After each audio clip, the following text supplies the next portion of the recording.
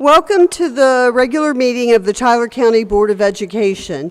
Before we begin tonight's proceedings, I want to acknowledge that the recent events have brought a significant amount of attention to our school system and administration. And while emotions are high and many people have a vested interest one way or another in any action taken tonight, I ask that each of you consider how your remarks may be perceived in the public arena. Please remember that our meetings are live streamed, and therefore an audience outside Tyler County will view your demeanor and hear your remarks. Please be civil and mindful that children will be watching how we conduct ourselves here tonight. Please model appropriate behavior for them. The Open Meetings Act dictates a few rules of decorum. First, no speaking out or yelling when others are speaking. Second, please limit your remarks to 10 minutes and be professional. Third, comments shall be made to the board, not the audience. Fourth, the board president has the authority to maintain decorum and terminate any presentation which becomes personal, inappropriate, or abusive. The board is not responsible for comments made by those wishing to address the board. Speakers are solely responsible for their remarks. The board appreciates the interest in the continued success of Tyler County schools and the concern for our students. Going forward, please be mindful that our focus should be on the students. Thank you.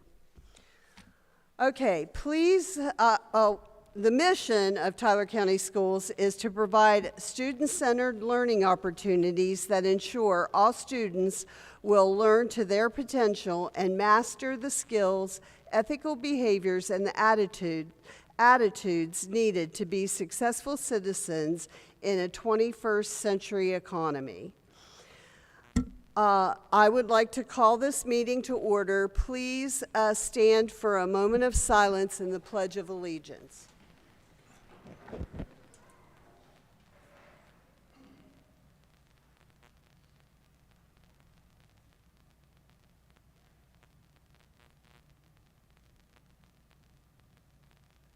I pledge allegiance to the flag of the United States of America and to the republic for which it stands, one nation, under God, indivisible, with liberty and justice for all.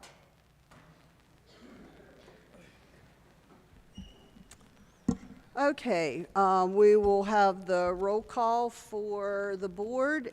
Everybody is present and here in person. Next on the agenda is approval of the minutes of the March 3rd, 2025 regular meeting. Make the motion. Larry made the motion. I'll second it. Diana made the second. Is there any discussion or corrections to the minutes from the last meeting? If not, all those in favor of approving the minutes for the March 3rd meeting, say aye. Aye. Aye. Okay, on to presentations. First on the list is AIB LSIC. Mr. Wall.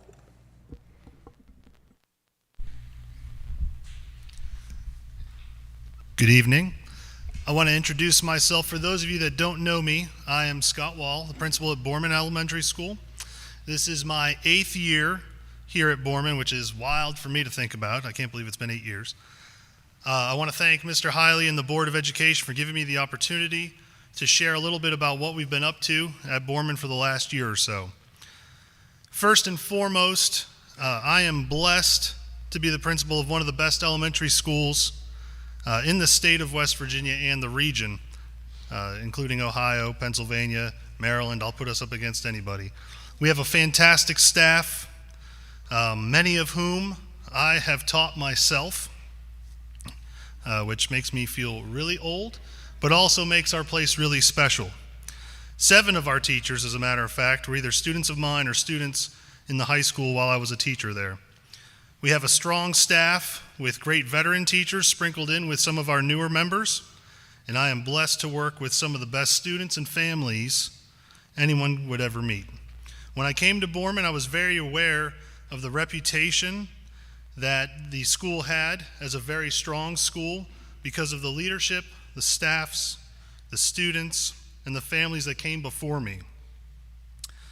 Mr. Caseman, Mr. Hoover, Mr. Brown, Mrs. Feldmeyer, all contributed to building this strong reputation. I'm a big sports fan, and like Mike Tomlin, the longtime coach of the Pittsburgh Steelers, who seemingly gets to the playoffs every year, hasn't won in a while, that's a point of contention. However, he once coined the phrase, "the standard is the standard," and that's how we've operated here at Borman.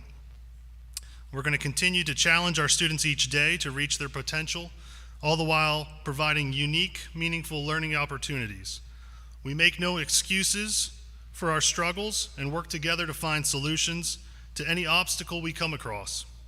I'm proud to say we've worked to maintain that standard that was laid by those that came before us. And because of our hard work over the last year plus, we've been fortunate to be recognized. This is our second year where we have been recognized by the U.S.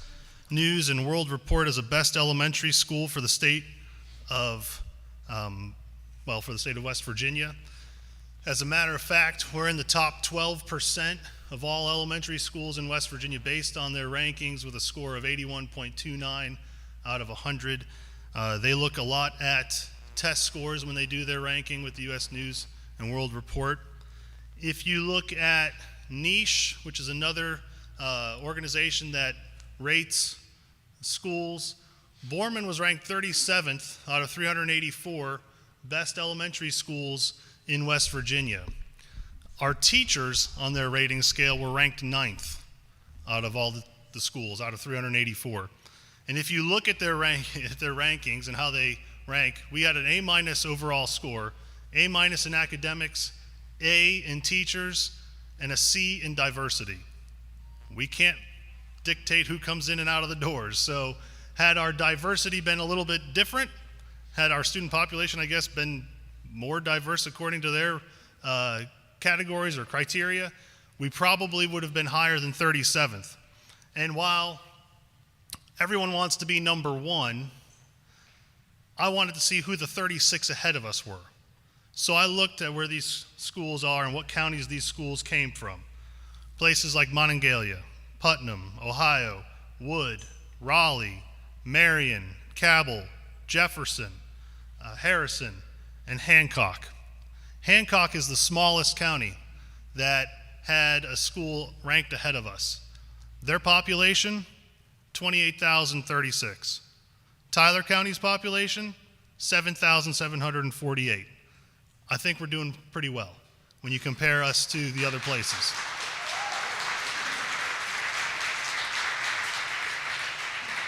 So while, yes, we want to be number one, but if you're comparing places that are similar, we are leading the pack when it comes to small rural schools. So I'm really proud of not just our students, but our staffs. We do an amazing job here. We were also lucky enough to be recognized as a Purple Star school. We are in the second class of schools accepted by the state as a Purple Star school, and what that means is that we do some things to recognize military and military families. In the past, we've had veterans walls where we've had pictures of family members who served in the military. We've had projects where we collected goods to send to soldiers overseas and sent them care packages. We, every April, celebrate Military Appreciation Week, where we have different themed dress-up days based on some of the, it could be red, white, and blue, could be stars and stripes. We have all different kinds of themed days. So we do a good job here of recognizing our veterans as well. So because of that, we were in the second class. We are up for renewal, and we are waiting to hear back. I don't see why we wouldn't be renewed for another 2 years. If you look at our state summative assessments from last year, In 5 of the 7 different categories that are scored, or assessed, I should say, we were above the state average in all of those areas, and really excelled in 3rd grade math, in 4th grade math. Our math was exceptional. 3rd grade ELA was great. We were slightly down in 4th grade ELA, but that's going to bounce back this year. 5th grade ELA was above, and 5th grade science, we're going to bounce back this year as well. So really proud of the work that our teachers do in preparation. And as you can see, it's we're doing well. So with that being said, how do we know we're doing okay? How do we know we're progressing? So at the beginning of the year, our students take an iReady diagnostic in both ELA and in math, and we take it again in the middle of the year, and depending on the students, if students are struggling, we'll do a progress monitoring test as well, just to see if we're making progress. And so as a school, what you're looking at is our iReady progress in ELA. The bottom line is where we were in the beginning of the year, and to give you some frame of reference, you want more green and less red. So we have more green, the yellow is a little bit smaller, so green is grade level and above, yellow is below but close, red is farther below that. So we are making progress as a school in reading. And you can see individual grades also. Again, the bottom score is the beginning of the year, the top score is the middle of the year, and we are shrinking those reds and stretching those greens, and that's showing us that we are making some headway and some progress throughout the school year. Here's the math for the whole school. Again, that green is almost halfway through the line there on the most recent. And then again with the individual grades. So with that being said, the 3rd Grade Success Act, which I know Mrs. Devon talked a little bit about last board meeting, this has led us to put a laser focus on those students who might be struggling, and with that we offer extracurricular time, curriculum time, tutoring, interventions, as we strive to keep all students on grade level, progressing toward continued promotions to the next grade level. As we know, writing is vital to human communication, and of course, we place an emphasis on that here in Tyler County Schools and Borman. We also see the importance of writing that it has on the general summative assessment at the end of the year. So our teachers instruct writing through the Step Up to Writing curriculum and turn in writing samples in not just English language, but in other academic areas, so that we can really try to target our writing skills in multiple domains. Teachers in grades 3 through 5 have also had their students complete the state benchmark assessment in ELA and math, and that's a way to prepare for the state assessment in May. This is a great way for our students to not only show their progress on concepts and skills and information that they've learned up to that point in the school year, but it also gives them exposure to the style of testing that the state is going to ask them to participate in at the end of the school year. Learning things like how to drag and drop information or how to use some of the tools provided in the testing atmosphere is really half the battle. And so the exposure to those skills alleviates a lot of stress for the students at test time.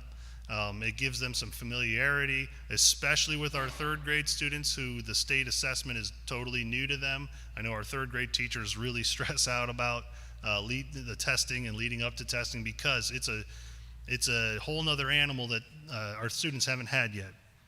So that is some of the things that we do in preparation for that. As you know, learning in school is hard to do if you are not actually in school to do it. So our office team does a really good job of tracking attendance and the reasons for absences.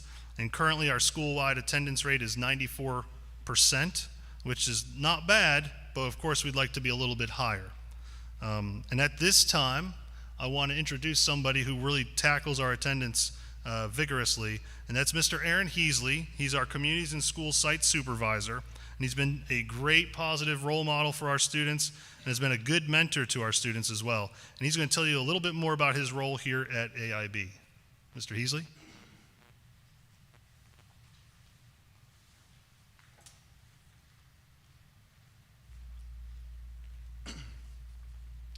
Good evening. As Mr. Wall just stated, my name is Aaron Heasley, and I'm the Communities and Schools Site Coordinator at AIB. And just to, go more in depth of what he talked about earlier, I mean, this really is a great school. And he talked about from day one, as soon as we were hired, he said, this is where you want to be. And so I learned that from day one. So that really taught me how to work a lot harder when I was over here. And so when it comes to communities and schools, he mentioned attendance. And so all of us site coordinators from around the county, we get together at the beginning of every single year. And what we do is we have 3 goals to choose from. We have attendance, how to tackle attendance. We also can help with academic. We try to assist with academics around the school, and also on how to improve behavior. So out of those 3 things, we'll work a lot with all of those 3, but then we kind of have to pick a primary goal. And so what we all decided was something we could really improve on was reducing chronic absenteeism.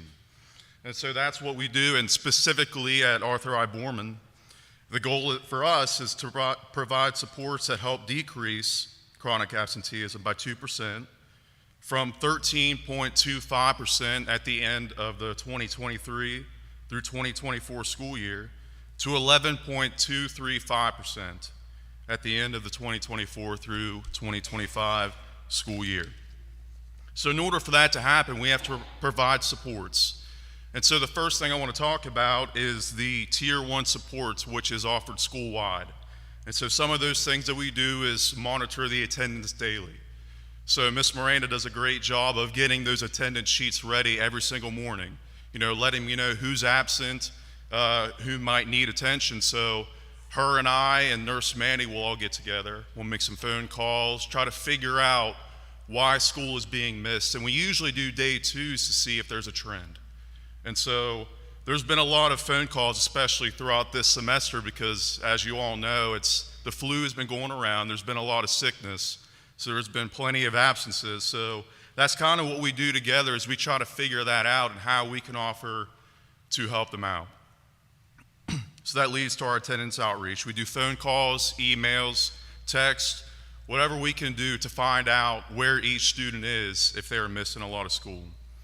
We also started something new pretty recently.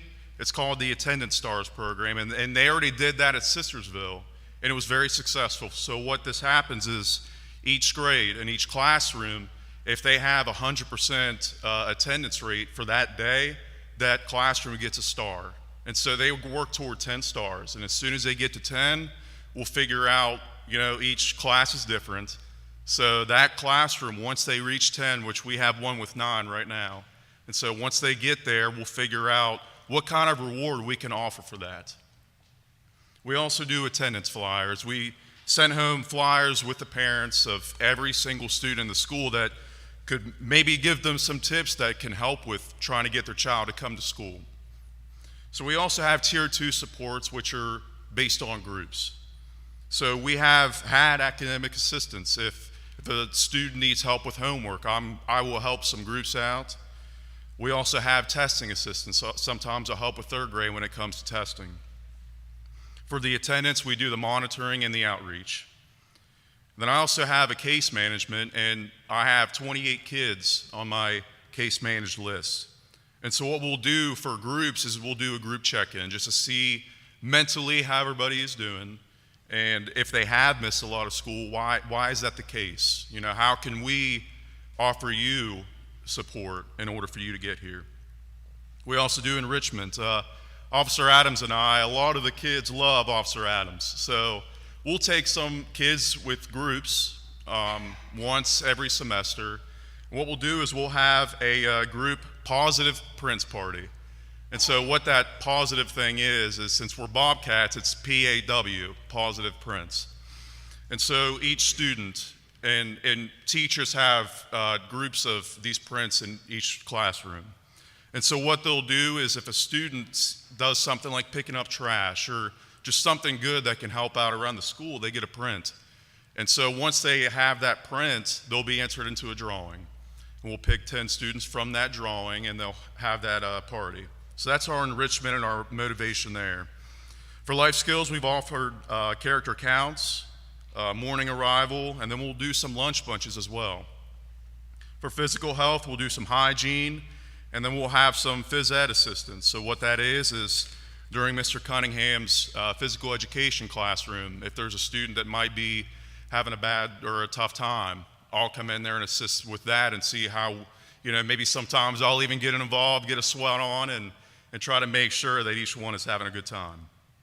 Our Tier 3 supports are based on each individual student. So again, we have academic assistance, the parent outreach, formal check-ins, progress monitoring, attendance rewards, and then we'll do a daily hygiene with some of the students as well. Just anything that can help. So with those being talked about with the supports, I want to talk about the results. From the last school year, for the first 9 weeks, we started out at 13.688%. This first semester, or this first 9 weeks, we had 14% chronic absenteeism. But when you look at the second 9 weeks of last year, it was 22.529%. This year, it's 18%. So and it's getting a lot better. With the third 9 weeks last year, it was 30% at this time. Currently, it is 13%. And so what that means is we have to be doing something right. And so even if there is improvement when it comes to chronic absenteeism, the job's never done. No matter how much we improve on, we have to keep working toward that to make sure that every child, and not only in this school but in this county, is successful in their lives. Thank you.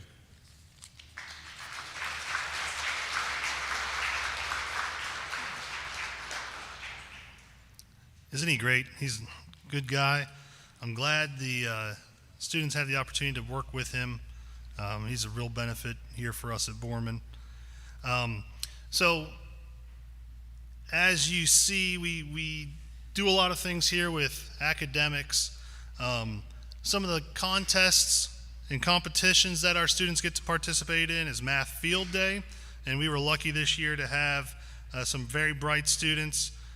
We had the first place winner in 4th grade, Lincoln Thomas, the first place winner in 5th grade, Danica Fiber, the second place 5th grader, Ziva Fiber, and our first alternate in 5th grade, Michael Stevens.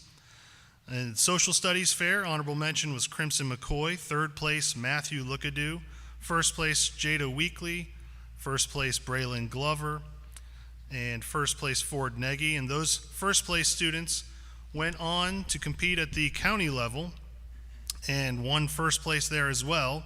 And regionally, Jada was honorable mention, Ford came in 3rd place, and Braylon came in 2nd place in the region. We participate in Young Writers, where students get the opportunity to write stories.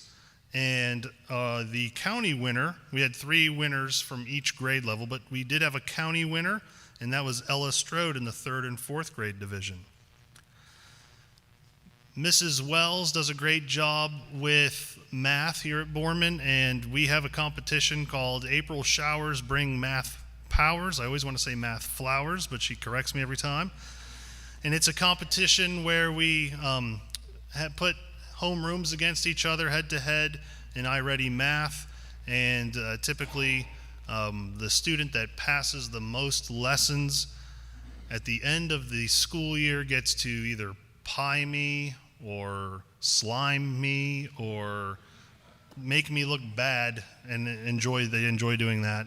So this year we talked about potentially being an ice cream sundae, because I've got to find something that is a little bit different that tastes better. Slime does not taste good. So we're talking about doing that as a reward, and I'll talk a little bit about when we do that. Mr. Heasley talked about our attendance recognitions, but some other things that we do with students, we have the book machine out front, and if a student does something out of the ordinary or does well, or maybe had been struggling and is successful, A lot of times teachers will ask me for a coin, or if I see them doing something, I'll give them a coin, and they get to pick out a book for free out of the book machine. We talked about the positive behavior party, the lunch bunches. We have an AR prize of the month. Our teachers will take turns purchasing small gifts, and all you have to do is read an AR book and take an AR test to get your name entered into the drawing. And at the end of the month, we draw a couple of names, and they win prizes for just reading and taking the tests. AR stands for Accelerated Reader, just in case I use an acronym and you're not sure. We also have brag tags. So if you go to the high school and you walk around the high school hallways and you see the lockers, a lot of times if students are members of an organization, they'll have maybe a soccer ball with their name on their locker, or a cheerleading megaphone with their name on their locker.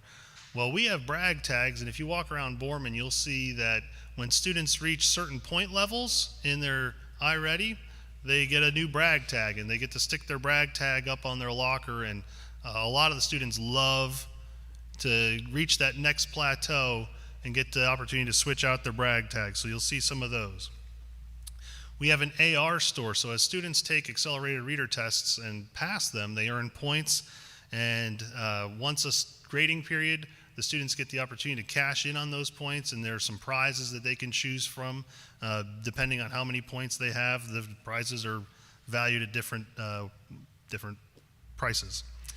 We have AR homeroom banners and iReady banners. So the homerooms that do the best or do well during that time period in math or reading, they get to hang a banner. For a while, our younger grades they had a math mouse. We've had Snarg, who is a character from iReady. So those students get to, almost like a trophy, get to keep the math mouse or the Snarg in their classroom until the next competition is over. Mr. Cunningham he awards a belt each week for the classes that follow the rules the best, behave the best, get along the best, interact kindly in his gym classes. So on the primary side, we reward, it's like a wrestling belt, but the kids love it. So there's a smaller belt for the primary side, a larger belt for the intermediate side, and we do that once a week. We have Borman's Best, which a lot of school systems have a student of the month, or sometimes character counts and they'll pick a character trait. Well, we encompass all of that, and we have Borman's Best, and we recognize Borman's Best every grading period. And they receive a certificate, they receive a pencil, a bracelet, and a picture at the front of the school. Something new that is going to be handed out throughout time is our school resource officer, Officer Adams, has a military background, and he had talked about the importance of challenge coins. And so those of you that don't know what a challenge coin is, it's if you receive one, it's a great honor, as it signifies the recipient has played a special role, making a significant impact on their peers and their organization as a whole. So earlier in the school year, we had a student recognized, and we're going to talk about him shortly, and he was given a challenge coin by the state fire marshal.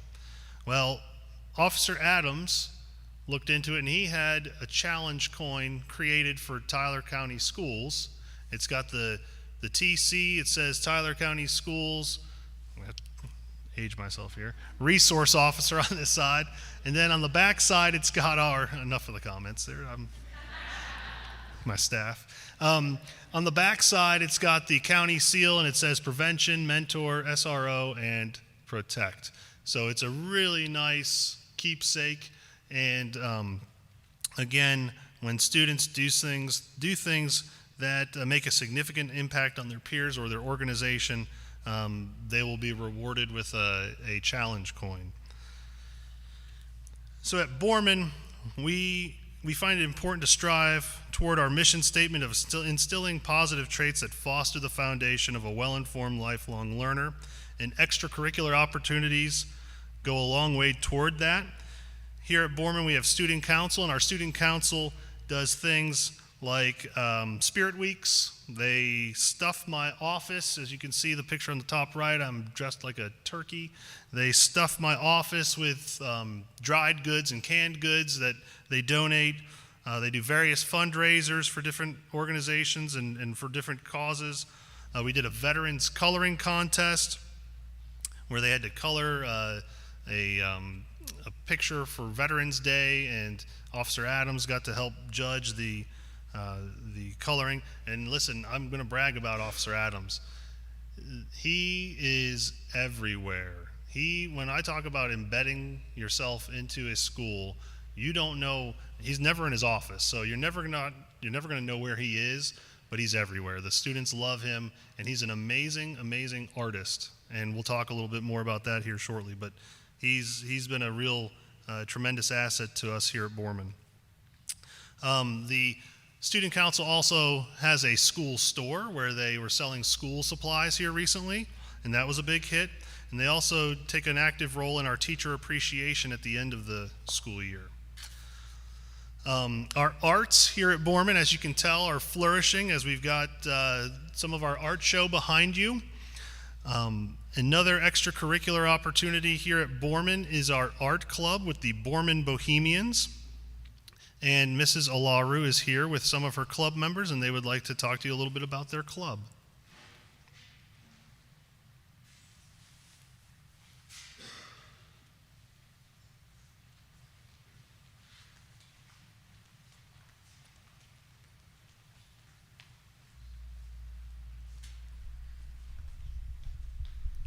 Hello, my name is Emma Olaru.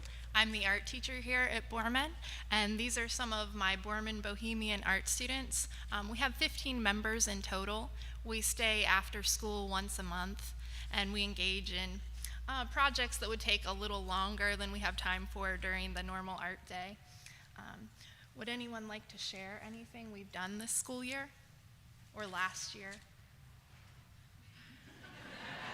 Like me, they're very shy, so we'll let our work speak for ourselves. They have some work scattered throughout the show that's on display on the stage. That's our annual student show. We have 158 pieces in the show this year. They also have some work on display throughout the school. And two of our members, Alicia Hott and Hunter Jackson, had work selected for the West Virginia Art Education Association's annual Youth Art Month show held at the Parkersburg Art Center.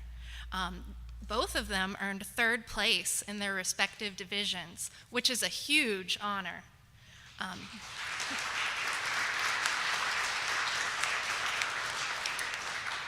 The county can only select 10 pieces to represent all our art students. That's high school, middle school, and elementary. So to have work in that show as an elementary student is a big honor. Their work will automatically travel to Charleston, West Virginia for the Arts Alive showcase held in May. For any of you who've never attended, it's a great opportunity to see student artwork.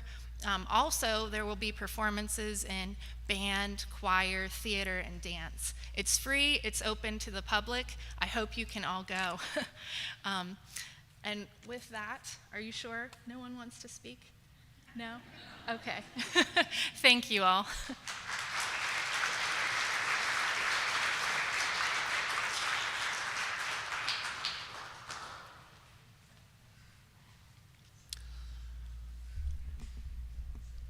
While we're still on the topic of art, we do have a special guest here today. Mr. Dawson Hott, are you here somewhere? I see him back there. Dawson had a piece of his artwork chosen by the State Fire Marshal to be displayed in the State Fire Marshal's calendar for fire safety, and I think each of you on the board has that calendar in front of you. So Dawson is here.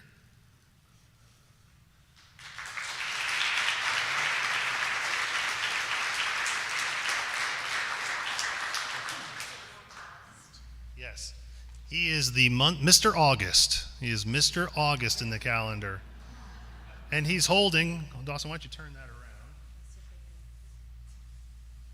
He is He is holding a framed copy of his piece of art that is in the calendar. So we want to give a big round of applause to him.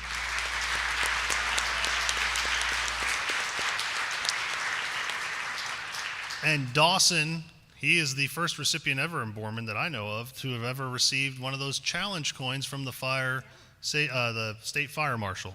So again, congratulations to Dawson, and we're really proud of you. You represent Borman well. Thank you.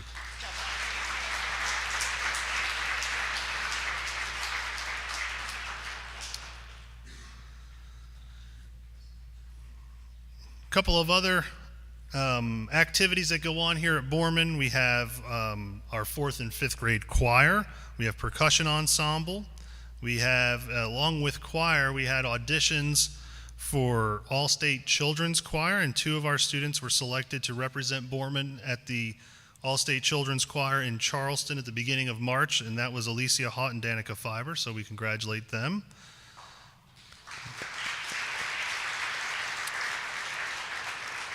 Fifth grade band has been an extremely exciting program for us here at Borman.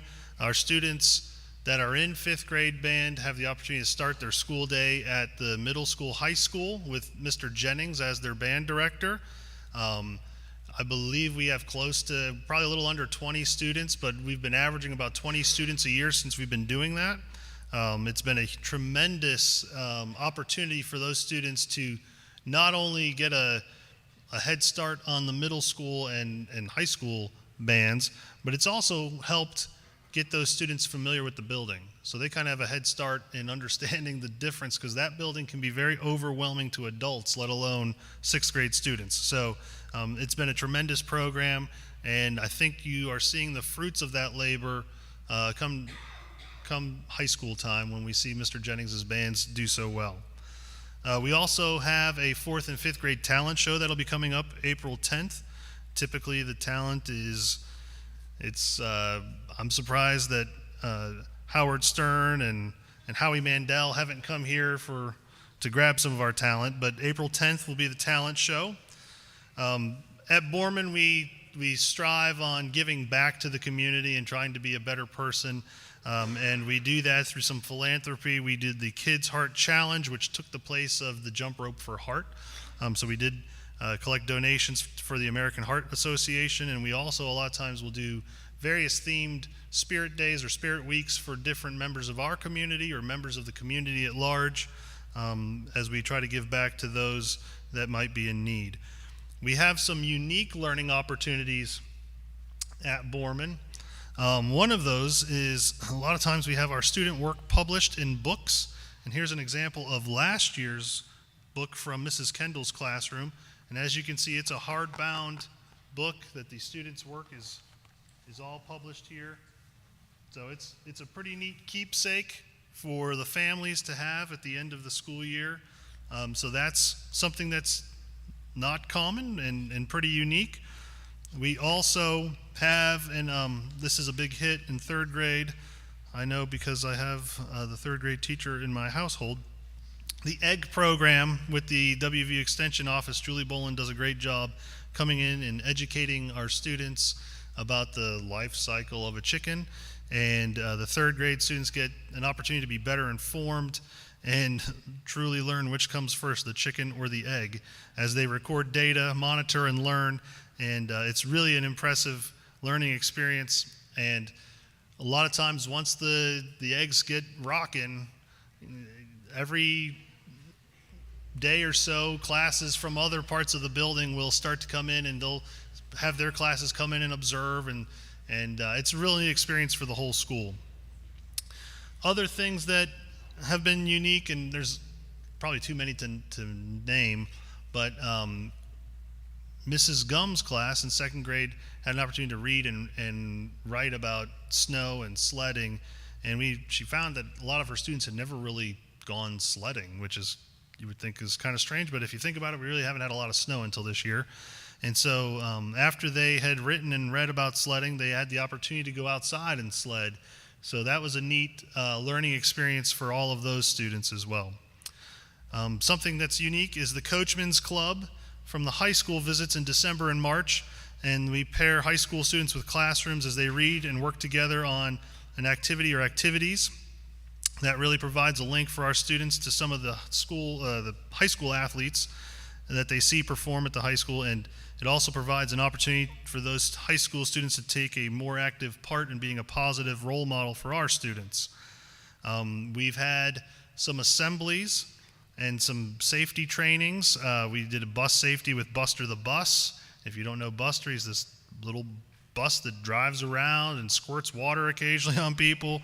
And the students get to learn about bus safety with Mr. Davis and our bus drivers and Buster, and the kids love them.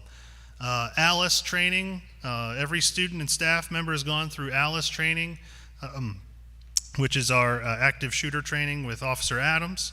We, of course, do fire drills and various crisis drills throughout the year.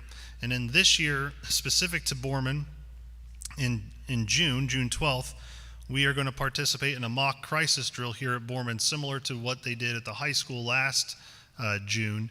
This year will be held at Borman, and we'll go through the exercise as a staff. So it's a real good learning experience for everybody involved, from first responders down to staff and students. It's a good opportunity for us to kind of see where we are strong and see where we have some areas to grow.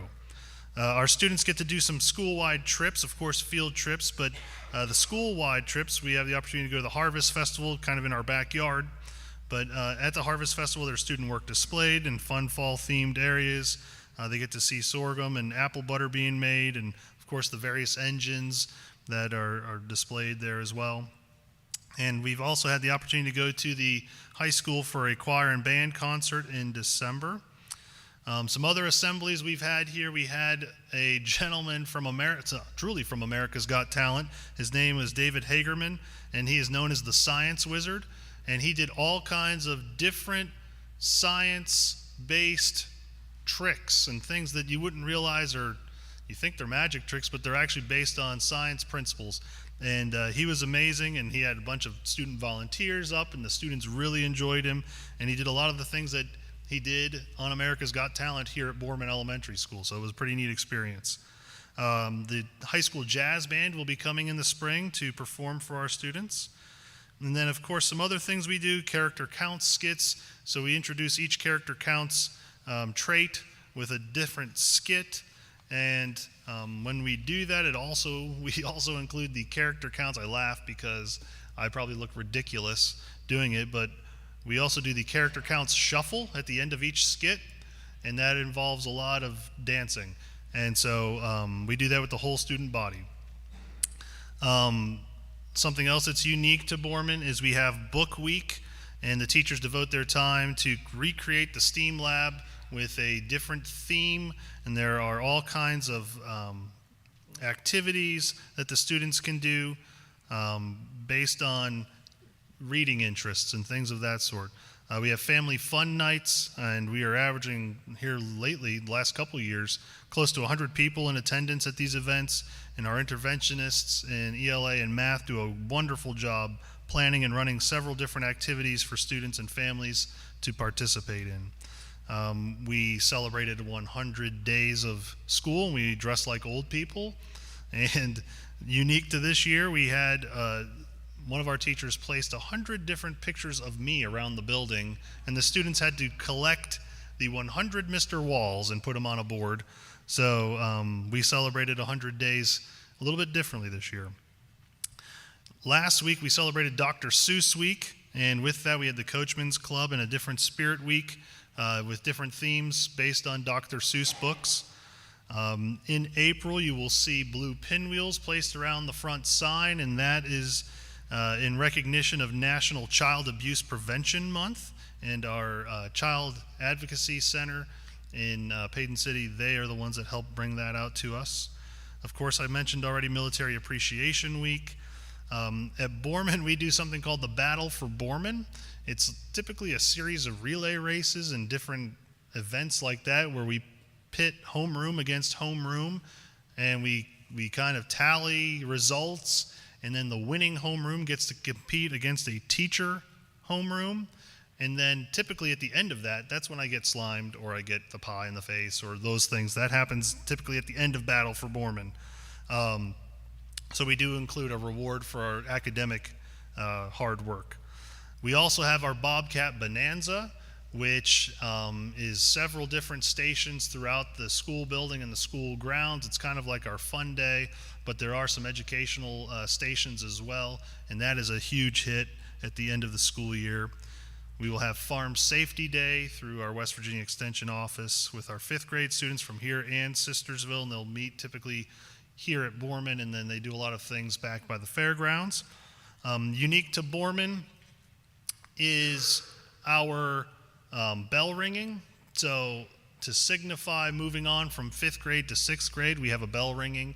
There's a big bell in the front of our building here, and in the past it was done here in this room, but when COVID happened, we needed to space ourselves out, so we took it down to the stage at the fairgrounds, and it allows for better viewing and better seating, and we like it better out there, and we can do it rain or shine. So we do our bell ringing there, and it also is an opportunity for us to recognize our retiring staff. They get the opportunity to ring the bell one last time.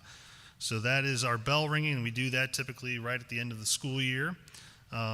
Something that I don't even know if our students have realized, but we do sometimes have secret staff spirit weeks where our staff dresses certain ways, and we try to see if how aware our students are, and the staff has a good time with that. We of course have a student yearbook, and then the last thing I want to mention is that we have a former principal here, Mr. Lynn Caseman, who recently passed away. And when he passed away, one of his wishes was to have money donated to Borman Elementary School. And while that is very special to us, Mr. Caseman was probably more special. My first year, I got a phone call, and it was Mr. Caseman. I don't know if he knew I was a new principal here, or maybe he had just heard there was a new principal. And he had said it had been many years that he hadn't been to Borman. So in a unique experience, he couldn't drive. So I drove to Mr. Caseman's house and picked him up. And then we came here and we went on a tour of Borman Elementary School. And there were some staff members that he remembered, and a lot of staff members he didn't because they were new. But we made an afternoon of it and got the opportunity to kind of chit chat, and he got to see some of the things that he remembered and some things that were new, and he really had a great time, and I had a better time than he did. And so with that being said, with that money being donated, if you knew Mr. Caseman, you knew he was a diehard WVU fan and a big West Virginia supporter in general. And so our staff, faculty senate, thought it best to honor Mr. Caseman with some WVU-inspired items for the students. So each homeroom is getting a WVU storybook and some recess items, balls, some playing games, some games that they could have for indoor recess, outdoor recess, because as we know, we're moving on to a new school. We wanted some of those things that we could take with us to the new school that still remind us of Mr. Caseman and his generosity to Borman. And so it's a real special opportunity. And we will also have a special guest here that day. It's in May, and the West Virginia Mountaineer is coming to read to the students and be there for pictures and things. So that's going to be a real special day that we get to honor Mr. Caseman, and I'm thrilled for that. One thing I didn't mention is going back to Officer Adams and Mrs. Olaru. I told you guys our students are blessed and we're flourishing with art. Well, we had an idea from a couple of students. If you haven't had the opportunity to see Officer Adams' artwork, it's amazing. And if you haven't had the opportunity to see Mrs. Olaru's artwork, also amazing. So our students, we had a couple students say, hey, wouldn't it be great if we had a Borman coloring book with some pictures and activities and some of the artwork that they created, and then we turn that into a coloring book. So we have the original prototype here of the AI Borman Book of Awesome, It's coloring an activity book created by Officer Adams and Mrs. Olaru, inspired by Lila Morrissey and Ashton Thomas. So as you can see, we've got there's all kinds of activities, coloring options. I think there's some word search type stuff in here. So all kinds of different activities. I believe 50 pages. Does that sound right, Officer Adams? I think it's like 47 pages of different activities. And we are currently in the works to give every student at Borman Elementary their own copy of the AI Borman Book of Awesome. Now, Officer Adams is here. He's got a special, something special for the two students that inspired this idea. So if we could get Lila Morrissey and Ashton Thomas to come on up.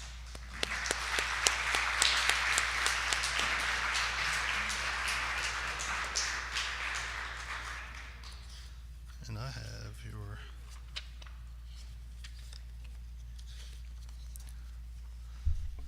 I'm going to read what Officer Adams gave me here because I think it'll be best that way.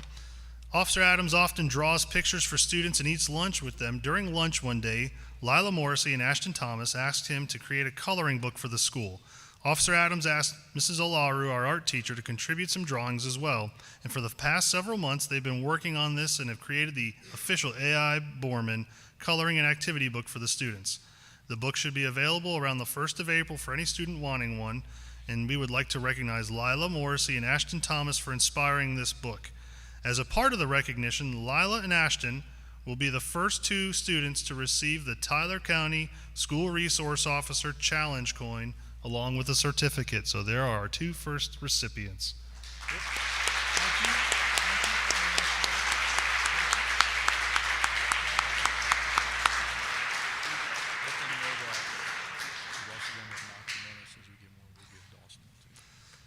We are still waiting on our shipment of the rest of our challenge coins, and as soon as we get our hands on them, Dawson will also be receiving a challenge coin. So congratulations to him.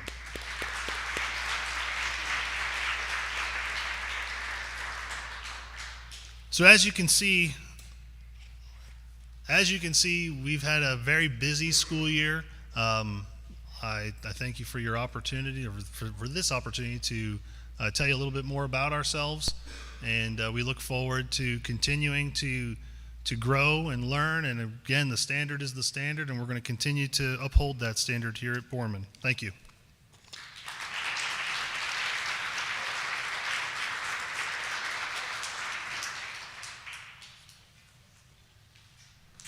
Thank you, Mr. Wall.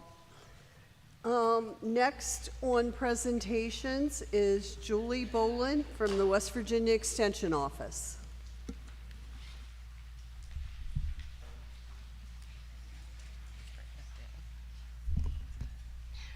Good evening.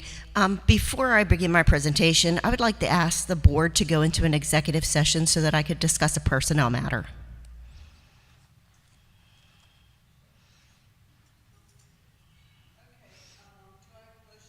Executive session. Andy made a motion. Do I have a second? Scott seconded that. So all those in favor of going into executive session? Aye. Aye. Okay, we will in a few minutes. It is 8 o'clock.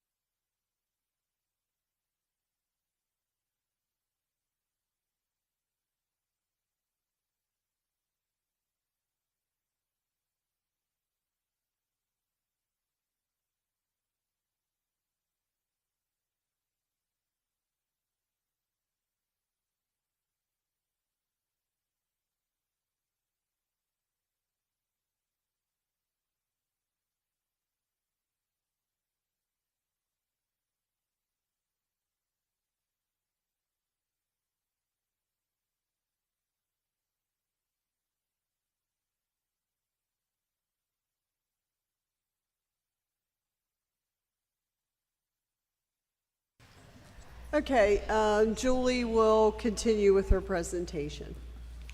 So good evening. In your, I gave all of the board members a packet, and in your packet is a small highlight of the accomplishments I did in 2024. I just wanted to make you aware of some of those things. So in series teaching, I did Teen Cuisine, Show Me Nutrition. As Mr. Wall pointed out, I do the chicken embryology class. I've taught ATV safety and kids yoga. My one-time classes, I've done ATV safety, container gardening. Germ fighters is something that I do with both elementary schools, where I bring in the glow germ and we demonstrate proper hand washing. I've taught mindfulness. I also teach food preservation, and I've done camp staff trainings. Under research, I completed a Tyler County needs assessment that showed that child care for working families, access to mental health services, and public transportation were the top 3 issues, which I shared with my stakeholders.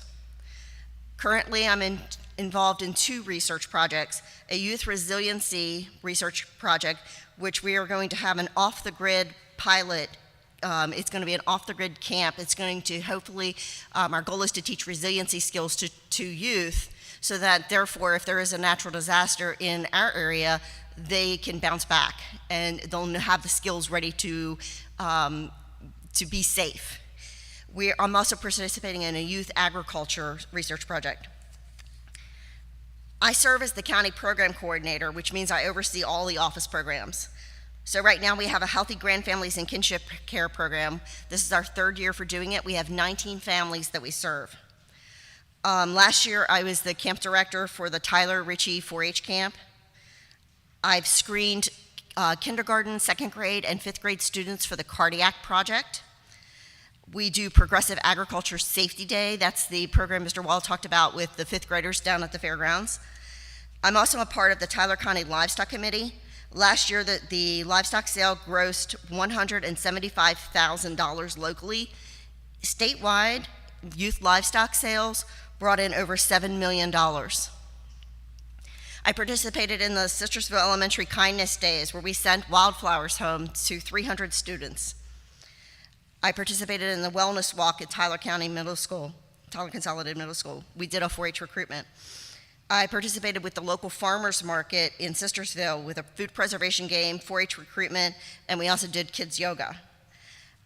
This year, Tyler County 4-H has taken on the Little Free Pantry in Middleburn as a service project. So with that, I wrote a grant to help provide extra food that we could purchase to supplement in between food donations. We also participated with the kids market at the store with Galaxy. We are participating, and we participated last year with the Grow This Showdown. That's where people can register with the Family Nutrition Program and get free seeds. I also help with pesticide recertification. We have several social media accounts that our office takes care of, not just for Extension, but also for the Little Free Pantry. I've written newspaper articles, and I have the supervision of employees that I do. I'm involved with several community organizations, including the Tyler County FRN, the Tyler County Planning Commission and Development Authority. I am a partner with the Upper Ohio Conservation District and the NRCS, and I also participate in the Wellness Committee for Tyler County Schools, and I've been doing that for several years. Under my state service, I served as the Assistant Dean of Women for Dance Weekend last year. I was the hospitality chair for the Women in Ag Conference team. I am in a 4-H working group for clubs and groups. I am on the Civic Engagement and Capacity Building Outcome team as the co-chair.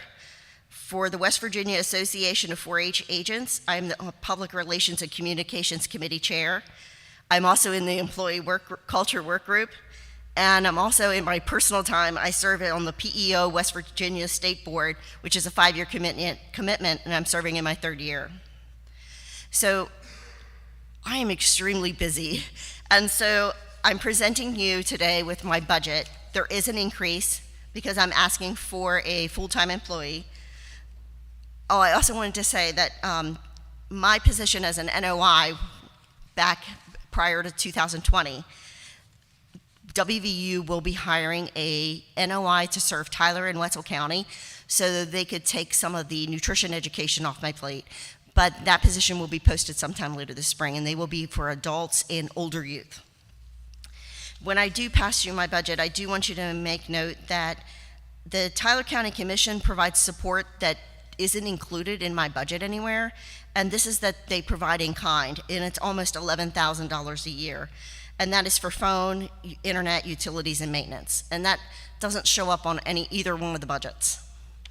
So, should I just give this to Mr. Davis? And do you have any questions for me? You sound really busy, but yes, we know of all your programs in the schools, and I'm sure having a full-time employee would be a big help for you. So you can give that to Mr. Davis, and hopefully he'll be able to look at it and get back with you. All right, thank you. Thank you.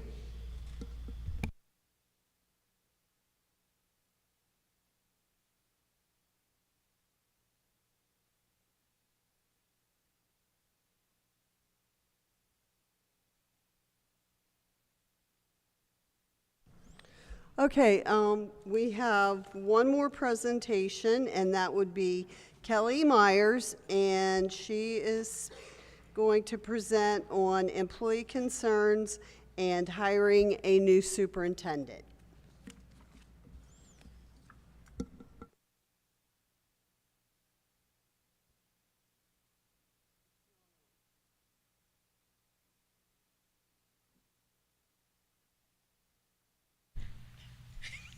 Better?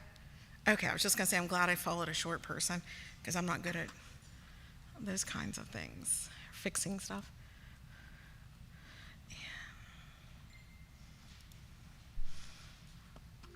Ooh, I pushed something I shouldn't, sorry. Okay, as you know, I am Kelly Myers, and I am the Tyler County Education Association president. I've also been teaching science at Tyler Consolidated Middle School for over 20 years. I'm here to address two major concerns of the employees of Tyler County Schools. Number one is job security and trust, and the other is hiring a new superintendent. I have received countless emails, messages, conversations with employees throughout the county, and the first one there, the first quote says, "I'm afraid." And I've heard this even at this podium at these board meetings. I'm afraid. No employee in this county should say that. Another one, is there any way to get these 3 board members to speak to us? We're afraid, and they will not even answer our messages or phone calls. You work for them. It's time to answer your phones. Being unsure if you will have a job for long makes you not want to show up. I came here because Tyler teachers told me they were happy. I wanted away from the turmoil. Now it is here too. And probably the most alarming for me, with the loss of Mr. Hiley, our school is now filled with a sense of loss and teachers who are worried about their futures. I have already informed my principal of my concerns, and I am actively considering jobs in my previous county. That's some major words up there, some major things. And this is 5 quotes. I have a lot more. Obviously, morale is down in Tyler County Schools. After the board chose not to renew Shane Hiley's contract with a perfect evaluation, employees are wondering if the same thing can happen to them. Based on other actions and comments made by board members, employees are very concerned about job security. After 3 members of the board voted against a hire that was recommended by the superintendent, employees wonder what will happen to them if they bid on a different job in the county. These same employees have a lot they want to say, but are afraid to do so. They are afraid that there will be retaliation. My job as a representative of 50% of the employees of this county is to reassure them that the board most definitely does not have the power to get rid of them. In West Virginia, a teacher can face disciplinary action, including reprimand, suspension, or dismissal for various reasons, including immorality, incompetency, cruelty, insubordination, intemperance, willful neglect of duty, unsatisfactory performance, or finding of abuse as outlined in West Virginia Code 18-A-2-8.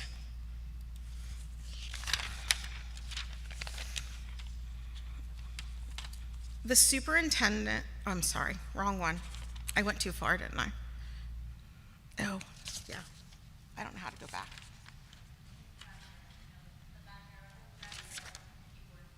On the keyboard. Oh, thank you. Sorry about that.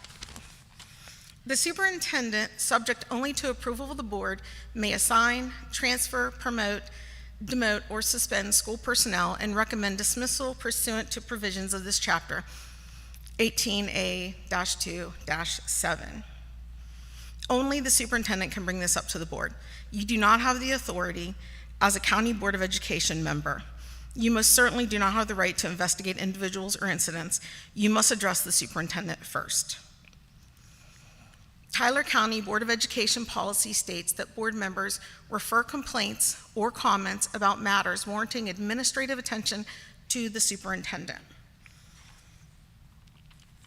The superintendent would then investigate with a proper administrative member responsible for that employee or faculty. It is not you as a board member. After an investigation, the superintendent can make recommendations when necessary. Only then does the board get involved with the approval or disapproval of the superintendent's recommendations. The only exception would be finding of abuse through the Department of Human Services or felony criminal charges against an employee. These findings would be presented by law, but this would still be presented to the board by the superintendent.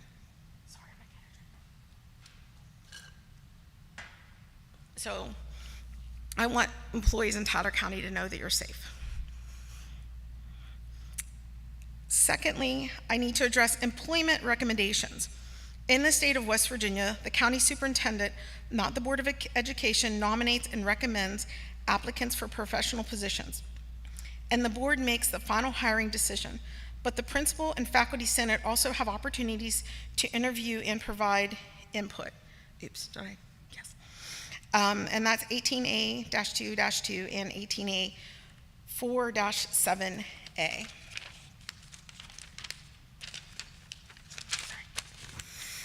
We are professionals, the superintendent, the principals, and teachers. We follow a rubric and give recommendations based on our professional knowledge and teaching experience. Every building has members that can sit on a hiring committee to make recommendations. This is all decided during faculty senate. To be on any hiring committee, we must first complete a training on interview procedures. When a recommendation is made, it is the best candidate for the job. And that decision was not made by the superintendent. It's a joint decision by the hiring committee and principal that is then recommended by the superintendent and presented to the board for final approval. The reason I mention this is because we have employees that are concerned that you will not listen to the superintendent's recommendations since that's already been your actions. And the following questions and answers are from an article by Bowles Rice, attorney at law, from the article Rejecting Superintendent's Recommended Applicant to Fill a Posted Position. I would recommend that all board members obtain a copy of this and read it. I have a feeling that you already have, since this is your attorney. So are there legal risks the school board should consider before rejecting the superintendent's nominee? Yes, the superintendent is tasked with nominating the qualified applicant who prevails over all applicants based on criteria specific in the school laws. Assuming the task was completed competently and in good faith, the school board may have trouble defending their decision if a grievance is filed by the superintendent's original nominee. That is not to say school boards cannot and have not prevailed in such grievances, and this goes on to explain that in more detail. To conclude with that first concern, hiring, firing, and transfer goes through administration before it ever comes to the board. I want all employees to know that they have the law behind them. Their jobs are safe unless they break the law or their contract. You cannot and will not be unlawfully removed from your position in this county. Honestly, I'll be there for them. at this point, whether they're in the organization or not. You have more protections in place than our superintendent, and I apologize that it's like that. Our superintendent should have the same protections. Our second concern is the hiring of our new superintendent. This community has lost all trust in our Board of Education. Regardless of who the board hires, our community will not stand behind that individual. That is not fair to the new superintendent. It is not their fault that this has all happened. I honestly question whether anyone wants to come to this county at this point. Shane will no longer be our superintendent. Sorry.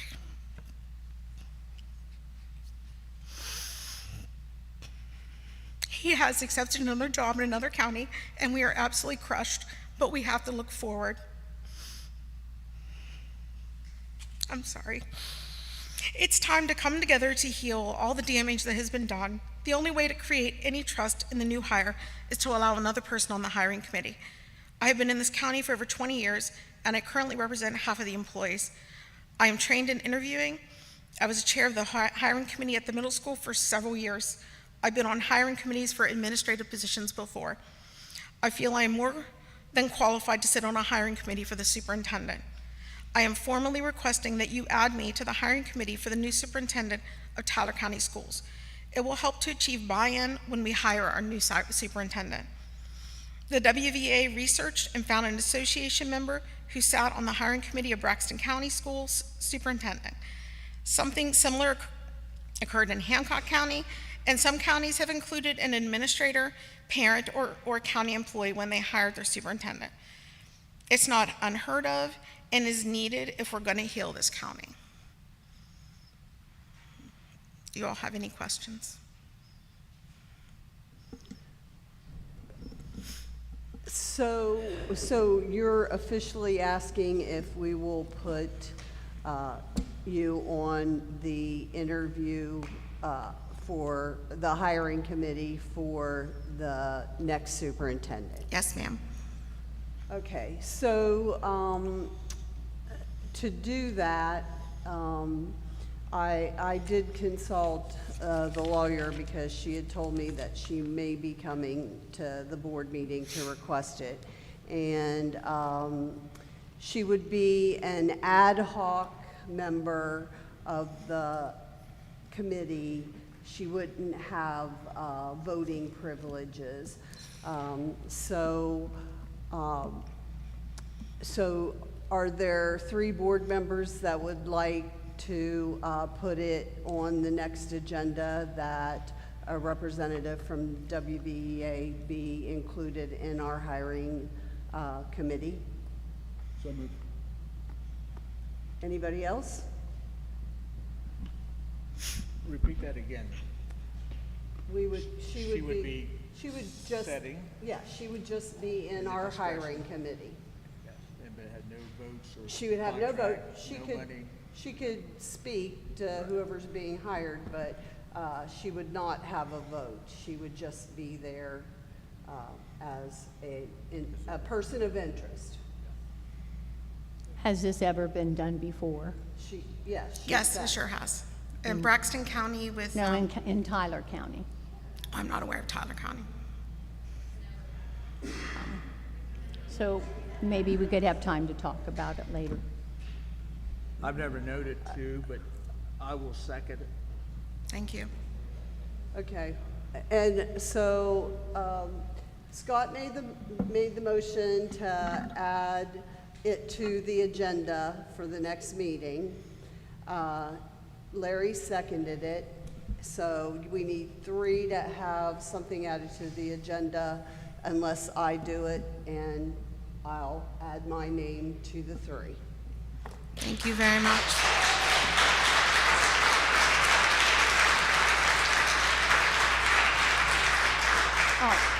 Callie, I'm going to, So it will be. I was just gonna address something. So it will be on the agenda to discuss and vote on whether to put a WVEA representative on the hiring committee at the next meeting. good. So I just wanted to address that there are many that I have answered and spoken to But there are some things that I have received that starts out in a very hateful and negative way. And because of the abuse and things that have been going on Facebook and that, I have chosen not to answer some of them. But I would also like to say that there's some rumors out there that we're not going to renew their bonuses in May, and we're going to take away the benefit cards. Those are all rumors. None of that is true. I've addressed that with people who've asked me about it. I told them we have no idea what you're going to do with the Yeah. budget. We actually have no idea what you're going to do with anything. Well, I can just tell you that when somebody asked me that, I said, I don't know what you're talking about. We've never discussed that. So hopefully those rumors will be put to rest, just like nobody's going to lose their jobs, which we were told at the last board meeting, and we're very thankful for that. Okay, thank you. My add to that, dear, you know, we have Mr. Davis as a finance and one of the best in the state. And in the years of sitting on this board, we pay attention to Mr. Davis. Thank you. We get out of control, we look at troubles, and we've never had troubles in this county with Mr. Davis. One of the best. With pay. I'm not addressing pay right now. I'm actually addressing employment. Sorry. Done? Oh. Okay, I can't do it. Thank you, Kelly. Okay, that is all of the presentations, and now we move on to delegations. And as I've said before, I go right down the list. First person is Shauna Griffin. She is representing herself, and she wants to speak about resignations.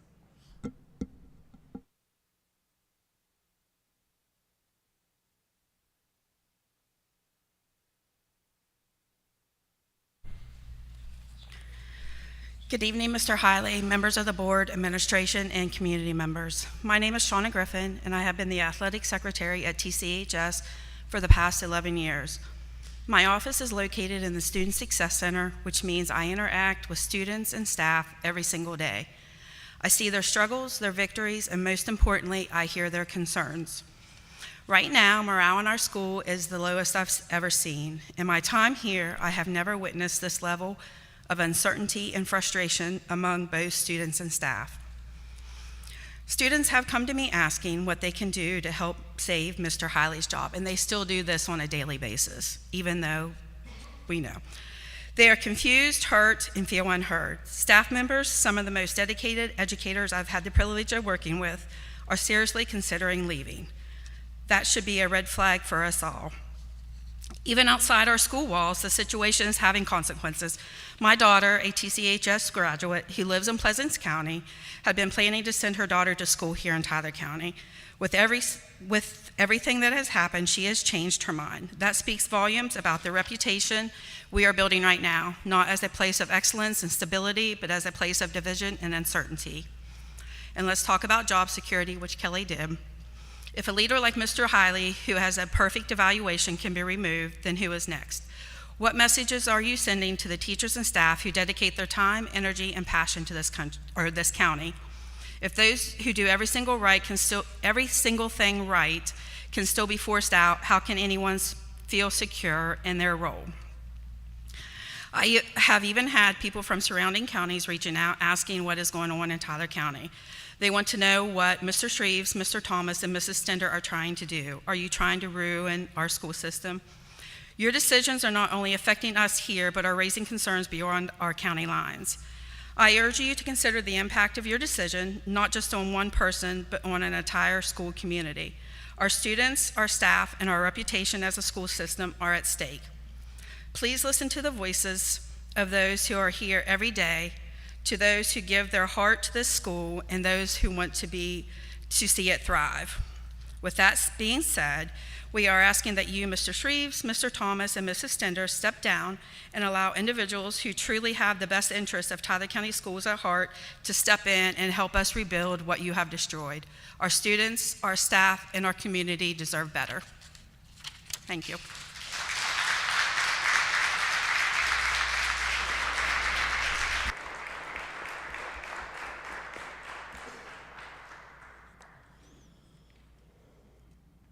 Okay, next on the list is Michelle Weekley, and she's representing herself, and she is talking about, the topic is new to Tyler County point of view.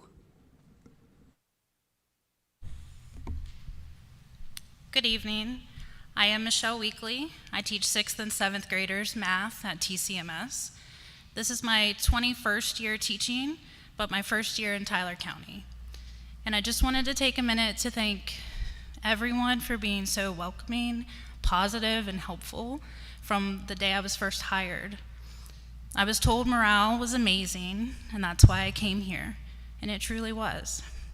It was apparent from the first day that everyone here is working together toward the same goals, from teachers and staff, custodians, cafeteria workers, secretaries, technology specialists, bus drivers, mechanics, counselors and social workers, to building administration, to county administration.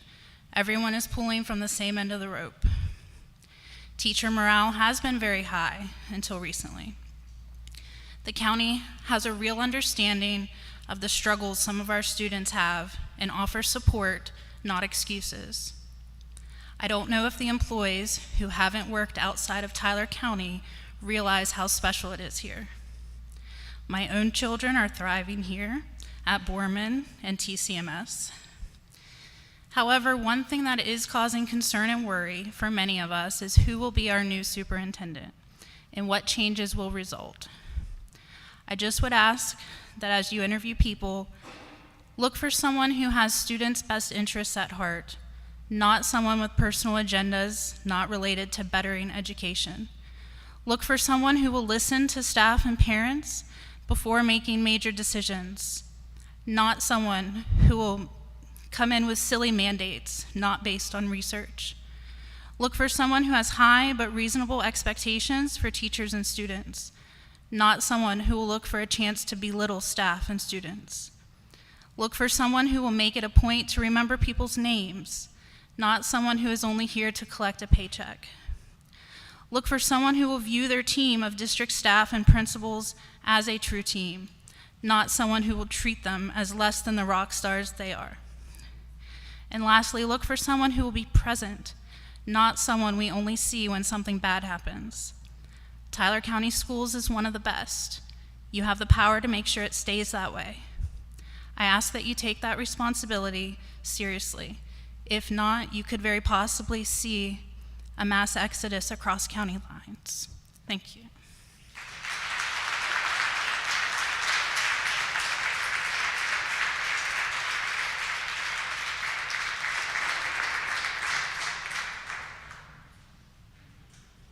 Okay, next on the list is Curtis Heinsman. He's representing himself, and he's speaking on Board of Education concerns.